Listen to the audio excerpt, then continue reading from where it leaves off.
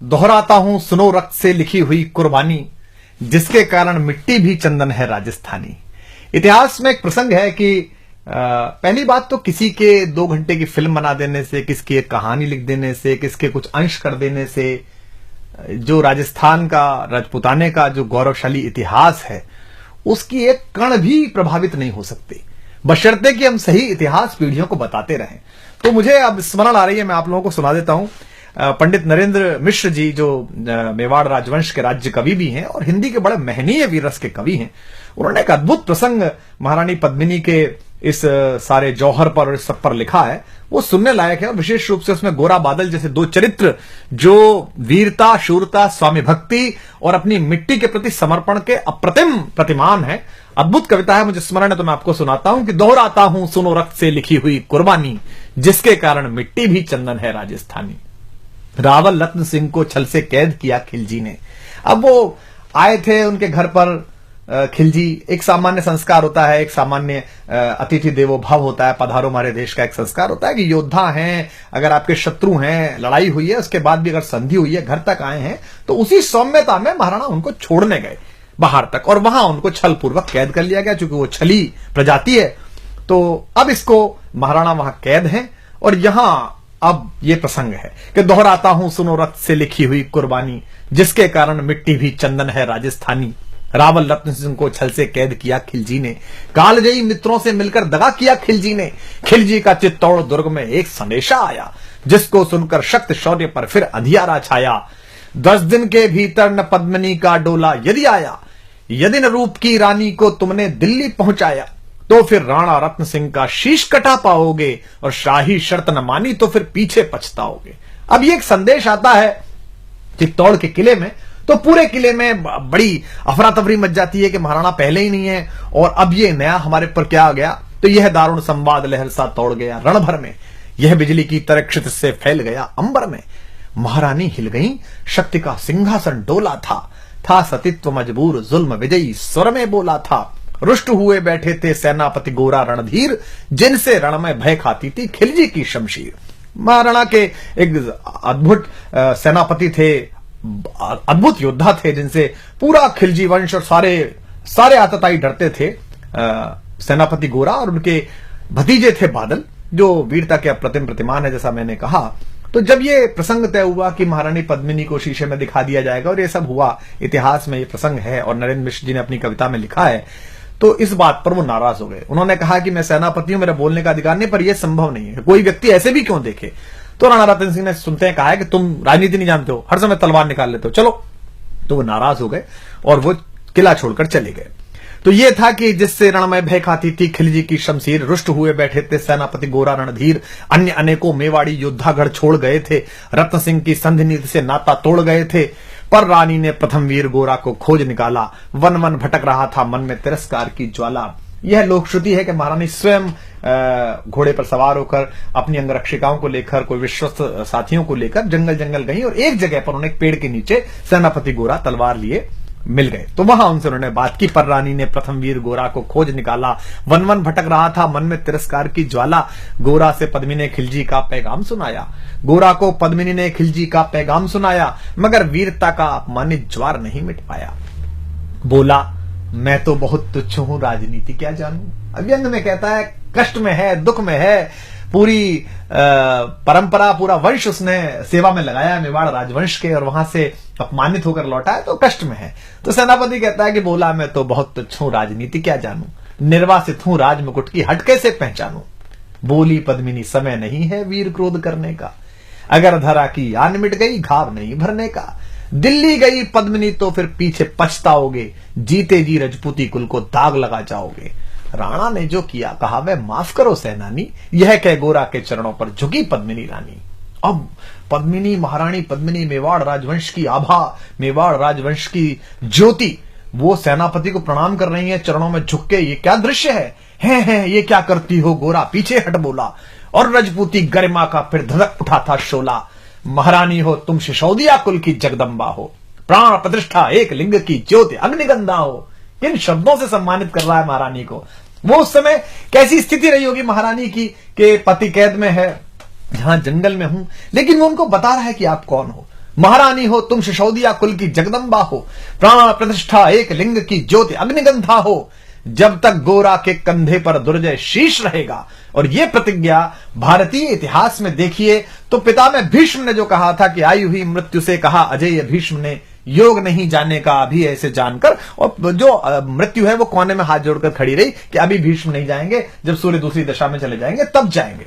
लेकिन ये दूसरी बार हो रहा है कि मृत्यु से वो कह रहे, कहते हैं कि जब तक गोरा के कंधे पर दुर्जय शीश रहेगा, महाकाल से भी राणा का मस्तक नहीं कटेगा। तुम निश्चिंत रहो महलों में देखो समर भवानी, और खिलजी देखेगा केसरिया तलवारों का पानी। खिलजी देखेगा केसरिया तलवारों का पानी। राणा के सकुशल आने तक गोरा नहीं मरेगा, एक पहर तक सिर कटने पर भी धड़ युद्ध करेगा। एक लिंग की शपथ, महाराणा वापस आएंगे, महाप्रलय के घोर प्रबंजन भी न रोक पाएंगे। शब्द शब्द मेवाड़ी सेनापति का था तूफानी, और शंकर के डमरू में जैसे जागी वीर भवानी, जिसके कारण मिट्टी भी चंदन है राजस्थानी। दोहराता हूं सुनो रक्त से लिखी हुई कुर्बानी। अब ये शक्ति, शौर्य और कूटनीति और सजगता का एक अद्भुत तालमेल है और ऐतिहासिक प्रसंग है कि किस तरीके से बुद्धि का प्रयोग किया है, शक्ति का प्रयोग किया है, शालीनता का प्रयोग किया है, अपनी स्वामी भक्ति का प्रयोग किया है, अपनी मनुष्यता का प्रयोग किया है, और इन सबको मिलाकर इतिहास का एक ऐसा गुलदस्ता बना दिया है जो शायद विश्व के इतिहास में कहीं नहीं मिलता। तो जिसके कारण मिट्टी भी चंदन है राजस्थानी। तो लिखते हैं नरेंद्र मिश्र जी के, खिलजी मचला था पानी में आग लगा देने को, पर पानी प्यासा बैठा था ज्वाला पी लेने को। गोरा का आदेश हुआ सज गए 700 डोले, योजना बनी कि भाई आएंगे पद्मिनी, चलो ठीक है। अब कैसे आएंगी? तो 700 डोले सजाए गए, हर डोले में एक मेवाड़ी वीर बैठा, 4 कहार, 5 लोगों की एक पालकी, और अपने 700 सहेलियों के साथ आएंगी। तुरंत तैयार हो गया खिलजी के, ये तो बहुत अच्छा है, ऐसा इतिहास में है और वो भी लिखते हैं। तो अब किस तरीके से इसको किया है, इस पूरे प्रसंग को देखिए कि गोरा का आदेश हुआ सज गए 700 डोले, और बांकुरे बादल से गोरा सेनापति बोले खबर भेज दो, खिलजी पर पद्मिनी स्वयं आती है, अन्य 700 सखियां भी वो संग लिए आती है। स्वयं पद्मिनी ने बादल का कुमकुम तिलक किया था, दिल पर पत्थर रखकर भीगी आंखों से विदा किया था। एक युवा तेजस्वी योद्धा और मातृवत मां पद्मिनी ने जब उसे विदा किया होगा, दृश्य देखिए। और 700 सैनिक जो यम से भी भिड़ सकते थे, हर सैनिक सेनापति था, लाखों से लड़ सकते थे, एक एक कर बैठ गए, सज गई डोलियां पल में, मर मिटने की होड़ लग गई मेवाड़ी दल में, मर मिटने की होड़ लग गई थी मेवाड़ी दल में। हर डोली में एक वीर था, 4 उठाने वाले, पांचों ही शंकर के गण की तरह समर मत वाले, पांचों ही अपने आप में अद्भुत थे। बजा कूच शंख सैनिकों ने जयकारी लगाई, हर हर महादेव की ध्वनि से दशों दिशा लहराई। गोरा बादल के अंतस में जगी ज्योति की रेखा, मातृभूमि चित्तौड़ दुर्ग की ओर फिर जी भर कर देखा, मातृभूमि चित्तौड़ दुर्ग को फिर जी भर कर देखा। कर अंतिम प्रणाम घोड़ों पर चढ़े सुभग अभिमानी, उन्हें पता है कि वो जहां जा रहे हैं वहां से जीवित वापस आना बहुत मुश्किल है। कर अंतिम प्रणाम घोड़ों पर चढ़े सुभट अभिमानी, देशभक्ति की निकल पड़े लिखने को अमर कहानी, जिसके कारण मिट्टी भी चंदन है राजस्थानी। दोहराता हूं सुनो रक्त से लिखी हुई कुर्बानी।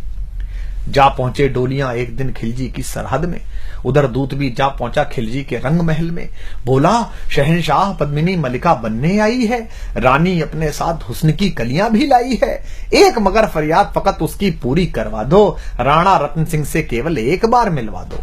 खिलजी उछल पड़ा यह कह फौरन हुक्म दिया था, खिलजी उछल पड़ा यह कह फौरन हुक्म दिया था, बड़े शौक से मिलने का सही फरमान दिया था। बस एक बार भेंट करना चाहती हैं। अब भेंट में क्या था कि महारानी के डोले में कविता कहती है कि एक लोहार बैठा हुआ था और साथ में ये गए थे सेनापति जी, ताकि वो बेड़ियां काट सके। वह शाही फरमान दूत ने गोरा तक पहुंचाया। गोरा झूम उठे, क्षण बादल को पास बुलाया, बोले बेटा वक्त आ गया अब कट मरने का, बोले बेटा वक्त आ गया है अब कट मरने का, मातृभूमि मेवाड़ दरा का दूध सफल करने का। यह लोहार पद्मिनी भेष में बंदिग रह जाएगा, केवल 10 डोलियां लिए गोरा पीछे धाएगा। यह बंधन काटेगा, हम राणा को मुक्त करेंगे। घुड़सवार कुछ उधर आगे ही तैयार रहेंगे, जैसे ही राणा आए वे सब आंधी बन जाएं और उन्हें चित्तौड़ दुर्ग पर वे सकुशल पहुंचाएं। अब आप तैयारी देखिए कि कितनी कठिन, पूरी सेना खिलजी की और ये चंद लोग, और उसके बाद भी अपने महाराज को, महाराणा को किस तरह मुक्त कराने के लिए क्या संकल्प है कि उन्हें चित्तौड़ दुर्ग तक वे सकुशल पहुंचाएं। अगर भेद खुल गया वीर तो पल की देर न करना, और शाही सेना पहुंचे तो बढ़कर रण करना, और शाही सेना आ पहुंचे तो बढ़कर रण करना। राणा जाए जिधर शत्रु को उधर न बढ़ने देना, और एक यवन को भी उस पथ पर पांव न धरने देना। मेरे लाल लाड़ले बादल आन न जाने पाए, तिल तिल कट मरना मेवाड़ी मान न जाने पाए। ऐसा ही कोगा काका रजपूती अमर रहेगी, बादल की मिट्टी में भी गौरव की गंध रहेगी। क्या तो गोरा है और क्या उसका भतीजा बादल है। ऐसा ही होगा काका, रजपूती अमर रहेगी, बादल की मिट्टी में भी गौरव की गंध रहेगी। तो फिर आ बेटा बादल, सीने से तुझे लगा लूं, हो न सके शायद अब मिलना, अंतिम लाड़ लड़ा लूं। यह कह बाहों में भरकर बादल को गले लगाया। धरती कांप गई, अंबर का अंतस मन भर आया। सावधान कह पुनः बढ़े पथ पर गोरा सेनानी। ऐसा ना हो जाए कमजोर हो जाए, इसने कहा सावधान कह पुनः बढ़े पथ पर गोरा सेनानी। पहुंच लिया झट से मुड़कर बूढ़ी आंखों का पानी, पहुंच लिया झट से मुड़कर बूढ़ी आंखों का पानी। जिसके कारण मिट्टी भी चंदन है राजस्थानी, दोहराता हूं सुनो रक्त से लिखी हुई कुर्बानी। तो अब योजना का क्रियान्वयन देखिए आप कि गोरा की चातुरी चली, राणा के बंधन काटे, छांट छांट कर शाही पहरेदारों के सर काटे। लिपट गए गोरा से राणा, गलती पर पछताए। क्या लगा होगा महाराणा को कि जिस सेनापति पर शंका की, जिस सेनापति को स्वीकार नहीं की उसकी बात, आज वो आपातकाल में काम आया। लिपट गए गोरा से राणा, गलती पर पछताए। सेनापति की नमक हलाली देख नयन भर आए। पर खिलजी का सेनापति पहले से ही शंकित था, उसे अंदाजा था कि कुछ गड़बड़ है। ऐसे लोग नहीं है जो इतने आराम से मान जाएंगे ये कि रानी आ रही है और उसकी सखियां आ रही हैं, उसको संकट था। पर खिलजी का सेनापति पहले से ही शंकित था। वह मेवाड़ी चट्टानी वीरों से आतंकित था। जब यह मिलन लखा समझ पद्मिनी नहीं आई है, मेवाड़ी सेना खिलजी की मौत साथ लाई है। पहले से तैयार सैन्य दल को उसने ललकारा, निकल पड़ा टिड्डी दल, रणका बजने लगा नगाड़ा। दृष्टि फिरी गोरा की मानी, राणा को समझाया, रण मतवाले को रोका, जबरन चित्तौड़ पठाया कि आप तो जाई। राणा चले तभी शाही सेना लहरा कर आई। राणा इधर चले, उधर से शाही सेना को संकेत हुआ, कह रही है तो राणा को इन्होंने मुक्त करा लिया। राणा चले तभी शाही सेना लहरा कर आई। खिलजी की लाखों नंगी तलवारें पड़ी दिखाई। खिलजी ललकारा, दुश्मन को भाग न जाने देना, रत्न सिंह का शीश काटकर ही वीरो दम लेना। टूट पड़ो मेवाड़ी शहरों, बादल सिंह ललकारा। हर हर महादेव का गर्जा, नववेदी जयकारा। निकल डोलियों से मेवाड़ी, बिजली लगी चमकने, काली का खप्पर भरने, तलवारें लगी खटकने। वही जो सब बैठ के आई थी सखियों के वेश में, जो सुबह सेनापति आए थे, जो सेना नायक आए थे, वो लड़ मरे। राणा के पथ पर शाही सेनापति तनिक बढ़ा था, पर उस पर तो गोरा हिमगिरी सा अड़ा खड़ा था। कहा जफर से, एक कदम भी आगे बढ़ न सकोगे, यदि आदेश न माना तो कुत्ते की मौत मरोगे। रत्न सिंह तो दूर, न उनकी छाया तुम्हें मिलेगी, दिल्ली की भीषण सेना की होली अभी जलेगी। यह कह महाकाल बनकर गोरा रण में हुंकारा, लगा काटने शीश समर में बही रक्त की धारा। खिलजी की असंख्य सेना से गोरा घिरे हुए थे, पर वे मानो रण में मृत्युंजय बने हुए थे। इतने सारे सैनिक और एक योद्धा, पुण्य प्रकाशित होता है जैसे अगणित पापों से, फूल खिला रहता असंख्य कांटों के संतापों से। वो मेवाड़ी शेर अकेला लाखों से लड़ता था, बड़ा जिस तरफ वीर उधर ही विजय मंत्र पड़ता था। इस भीषण रण से दहली थी दिल्ली की दीवारें, गोरा से टकरा कर टूटी खिलजी की तलवारें। मगर कयामत देख अंत में छल से काम लिया था, गोरा की जंघा पर अरि ने छिपकर वार किया था, पैर पर तलवार मार दी। जो ही गिरे वीरवर गोरा जफर सामने आया, शीश उतार दिया धोखा देकर मन में हर्ष आया। मगर वाहरे मेवाड़ी गोरा का धड़ भी दौड़ा, किया जफर पर वार की जैसे सिर पर गिरा हथौड़ा। एक बार में ही शाही सेनापति चीर दिया था, जफर मोहम्मद को केवल धड़ ने निर्जीव किया था। शीश कट गया, उसके बाद भी सेनापति गोरा लड़ रहे हैं, उनका धड़ लड़ रहा है। हमारे बहुत बड़े कवि हैं कुमार शिव, राजस्थान में जज भी रहे। उनकी बहुत प्रसिद्ध गजल की पंक्ति है कि जब उनके शीश समरभूमि में उतरते थे, जब उनके शीश समरभूमि में उतरते थे, वे ऐसे लोग थे जिनके कबंध लड़ते थे। तो उनका कबंध, उनका धड़ लड़ रहा है। जफर मोहब ज्यों ही जफर कटा शाही शहना का साहस लरजा, काका का धड़ लख बादल सिंह महारुद्र सा गरजा। अरे कायरो नीच बांगड़ो छल में रण करते हो, किस बूते पर जवा मर्द बनने का दम भरते हो। यह कहकर बादल उस क्षण बिजली बनकर टूटा था, मानो अंबर से धरती पर अग्निशिरा छूटा था। ज्वालामुखी फटा हो जैसे दरिया हो तूफानी, सदियों दोहराएंगी बादल की रणरंग कहानी। क्या पंडित जी ने क्या उत्तम शब्द इस्तेमाल किया है, सदियों दोहराएंगी बादल की रणरंग कहानी। अरिका भाला लगा पेट में आते निकल पड़ी थी, जख्मी बादल पर लाखों तलवारें खिंची खड़ी थी। कसकर बांध लिया आंतों को केसरिया पगड़ी से, पेट फट गया और पगड़ी उतारी और इस पर बांध ली। रंचक डिगा न वह प्रलयंकर सम्मुख मृत्यु खड़ी से। अब बादल तूफान बन गया शक्ति बनी फौलादी, मानो खप्पर लेकर मैं रण में लड़ती हो आजादी। उधर वीरवर गोरा का धड़ अरिदल काट रहा था, उधर वीरवर गोरा का धड़ अरिदल काट रहा था, और इधर बादल लाशों से भूतल पाट रहा था। आगे पीछे दाएं बाएं जमकर लड़ी लड़ाई, उस क्षण समर भूमि में लाखों बादल पड़े दिखाई। मगर हुआ परिणाम अंत में वही कि जो होना था, उनको तो कण कण अरियों के शोणित में धोना था। मेवाड़ी सीमा में राणा सकुशल पहुंच गए थे, गोरा बादल तिल तिल कट कर रण में खेत रहे थे। एक एक कर मिटे सभी मेवाड़ी वीर सिपाही, रत्न सिंह पर लेकिन रंचक आंच न आने पाई। गोरा बादल के शव पर भारत माता रोई थी। क्या क्या युद्ध है, क्या युद्ध है। गोरा बादल के शव पर भारत माता रोई थी, उसने अपनी दो ज्वलंत प्यारी मणियां खोई थी। धन्य धरा मेवाड़, धन्य गोरा बादल अभिमानी, जिनके बल से रहा पद्मिनी का सतत्व अभिमानी। धन्य धरा मेवाड़, धन्य गोरा बादल बलिदानी, जिनके बल से रहा पद्मिनी का सतत्व अभिमानी। जिनके कारण मिट्टी भी है चंदन राजस्थानी, दोहराता हूं सुनो रक्त से लिखी हुई कुर्बानी। दोहराता हूं सुनो रक्त से लिखी हुई कुर्बानी। अब देखिए रत्न सिंह पर लेकिन रंचक आंच न आने पाई। अगर आप ये प्रसंग अपनी पीढ़ियों को नहीं सुनाएंगे, अगर इस इतिहास की इस व्याख्या को आप अपनी पीढ़ियों तक नहीं पहुंचाएंगे, तो ये जो जमूरे हैं, ये जो जाहिल हैं, जिन्होंने कुछ पढ़ा नहीं है, कुछ जाना नहीं है, मिट्टी से प्रेम नहीं किया है, 19वीं माले पर बैठकर जो इस देश के इतिहास, इस देश की संस्कृति की व्याख्या करते हैं, बंबई में बैठकर या कहीं भी बैठकर, आप फिर इनसे नाराज होंगे। इसलिए ज्यादा आवश्यक है कि इनके प्रति ध्यान देने के बजाय आप अपनी पीढ़ी को, आने वाली पीढ़ियों को ये इतिहास सिखाएं, बलिदान सिखाएं। मैं स्वयं अपने परिवार को लेकर 4-4, 5-5 दिन हल्दी घाटी, गोगुंदा, चावण सब जगह लेकर जाता हूं, बताता हूं, बताया पीढ़ियों को कि ये चावण है, यहां पर अंतिम संस्कार हुआ था उस स्वाधीनता के सबसे बड़े पैरोकार। विश्व भर में अगर अपनी निजी स्वतंत्रता, निजता और स्वाभिमान की अगर किसी को लड़ाई लड़नी हो, तो उसको एक बार कुंभलगढ़ उस दरवाजे पे जाना चाहिए, उस छोटे से कक्ष में जाना चाहिए जहां महाराणा पैदा हुए। तो गोरा बादल के शव पर एक एक कर मिटे सभी मेवाड़ी वीर सिपाही, रत्न सिंह पर लेकिन रंचक आंच न आने पाई। गोरा बादल के शव पर भारत माता रोई थी। क्यों भारत माता क्यों रोई? दो योद्धाओं पर।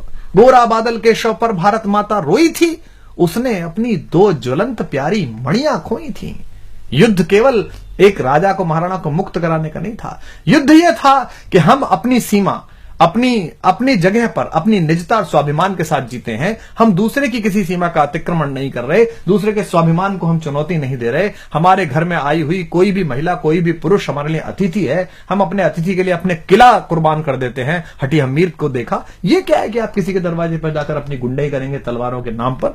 यह युद्ध है स्वाभिमान का कि गोरा बादल के शव पर भारत माता रोई थी, उसने अपनी दो ज्वलंत प्यारी मणियां खोई थी। धन्य धरा मेवाड़, धन्य गोरा बादल अभिमानी। धन्य धरा मेवाड़, धन्य गोरा बादल अभिमानी, जिनके बल से रहा पद्मिनी का सतित्व अभिमानी। जिसके कारण मिट्टी भी चंदन है राजस्थानी, दोहराता हूं सुनो रक्त से लिखी हुई कुर्बानी। बैंकॉक, हांगकांग, लॉस वेगस मत जाइए, राजस्थान घूमने जाइए, एक एक तीर्थ को प्रणाम करिए, अंडमान जाइए, वो पिस्तौल देखिए जो चंद्रशेखर आजाद ने हिंदुस्तान में इस्तेमाल करी। अपनी पीढ़ियों को सही तीर्थ सिखाइए, सही देवता सिखाइए, जिसके कारण मिट्टी भी चंदन है राजस्थानी, दोहराता हूं सुनो रक्त से लिखी हुई कुर्बानी।